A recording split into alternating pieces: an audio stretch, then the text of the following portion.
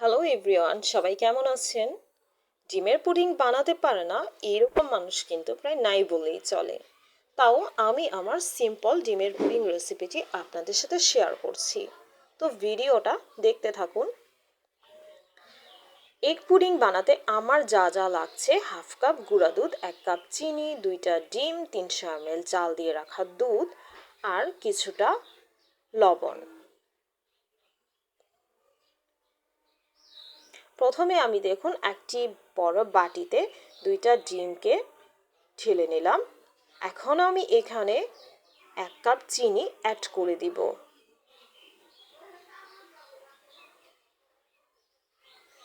আমি 1 কাপ চিনি অ্যাড করে দিলাম। এখন একটা হ্যান্ড বিটার দিয়ে খুব ভালো করে ডিম আর চিনিটাকে মিক্স করে নিতে হবে। এমনভাবে মিক্স করে নিতে হবে যেন চিনিটা খুব ভালোভাবে গলে যায়। আমি প্রায় 2 মিনিট ধরে খুব ভালো করে মিক্স করে নিয়েছি। মিক্স করে নেওয়ার পর এখন আমি হাফ কাপ গুঁড়ো দুধ এখানে দিয়ে দিচ্ছি। গুঁড়ো দুধ অ্যাড করে দেওয়ার পর আবারও কিন্তু খুব ভালো করে হ্যান্ড বিটার দিয়ে মিক্স করে নিতে হবে।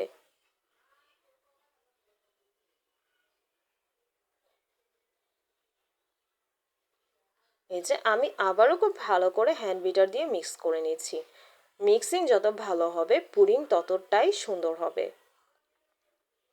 আমার মিক্সিং হয়ে গেলে এখন আমি 300 ml যে জাল দিয়ে রাখা দুধ রেখেছি সেটাও আমি এখানে অ্যাড করে দিব।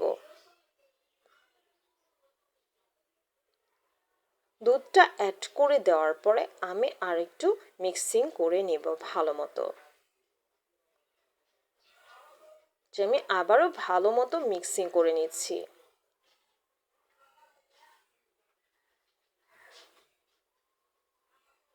খুব ভালো মতো আমি আবারও মিক্সিং করে নিচ্ছি।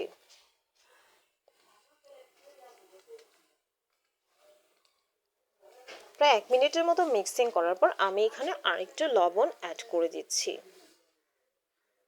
দেখুন আমি কিন্তু খুব সামান্য পরিমাণে লবণ ব্যবহার করছি। লবণ বেশি হয়ে গেলে কিন্তু আবার খেতে পুডিংটা ভালো লাগবে না। এখন আমি আরেকটু মিক্সিং করে নিব।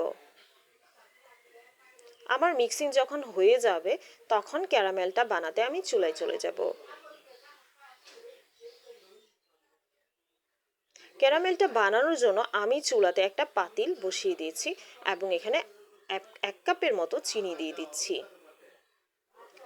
ক্যারামেল তৈরির সময় আমি কিন্তু কিছুটা পানি ব্যবহার করছি। অনেকে পানি ছাড়াও বানাতে পারে, কিন্তু আমাকে কিছুটা পানি ব্যবহার করতে হয়।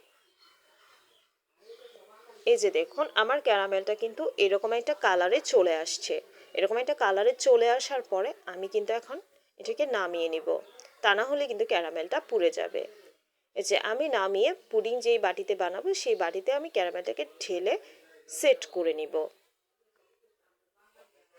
ক্যারামেলটাকে এখন আমি ঢালার পরে ছড়িয়ে নেব। ছড়িয়ে এই যে ক্যারামেলটা দেখুন কিছুটা সময় আমি রেখে দিয়েছি, এতে করে ক্যারামেলটা ঠান্ডা হয়ে খুব সুন্দর মতো সেট হয়ে যাবে। কিছুক্ষণ পরে এই যে আমার ক্যারামেলটা কিন্তু খুব সুন্দর মতো সেট হয়ে গিয়েছে। বাটি উল্টালেও কিন্তু ক্যারামেলটা পড়ছে না। এখন আমি এখানে মিশ্রণটাকে ঢেলে দিব।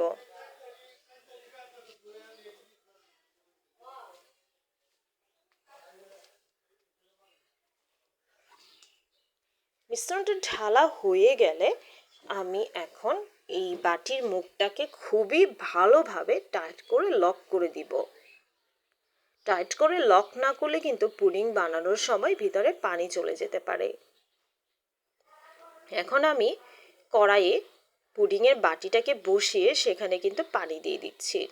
পানিটা কিন্তু বাটির অর্ধেকের মতো হতে হবে, যে বেশি হলে কিন্তু ফুটে ভিতরে চলে যাওয়ার সম্ভাবনা থাকে। এখন আমি বাটিটাকে একটা শিলপাটা দিয়ে কিন্তু বাটির মুখটা চাপা দিয়ে রেখেছিলাম। এখন এভাবে 45 মিনিট আমি রেখে দিব। 45 মিনিট পরে আমি এটাকে নামাবো। এই যে দেখুন নামানোর পর দেখুন আমার পুডিংটা কীরকম হয়েছে। এখন আমি ছুরি দিয়ে চারপাশটা একটু আলাদা করে দিচ্ছি, এতে করে ঢালতে সুবিধা হবে। এখন আমি পুডিংটা ঢেলে নিব। ঢালার পর দেখবেন আমার পুডিংটা কতটা পারফেক্ট হয়েছে দেখতে।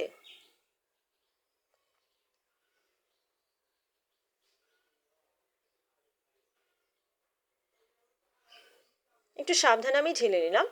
দেখুন আমার পুডিংটা কতটা পারফেক্ট হয়েছে দেখতে। শুধু দেখতে পারফেক্ট না, পুডিংটা কিন্তু খেতেও খুবই অসাধারণ ছিল। যদি ভিডিওটি ভালো লাগে লাইক করবেন, কমেন্ট করবেন, শেয়ার করবেন। Thank you so much.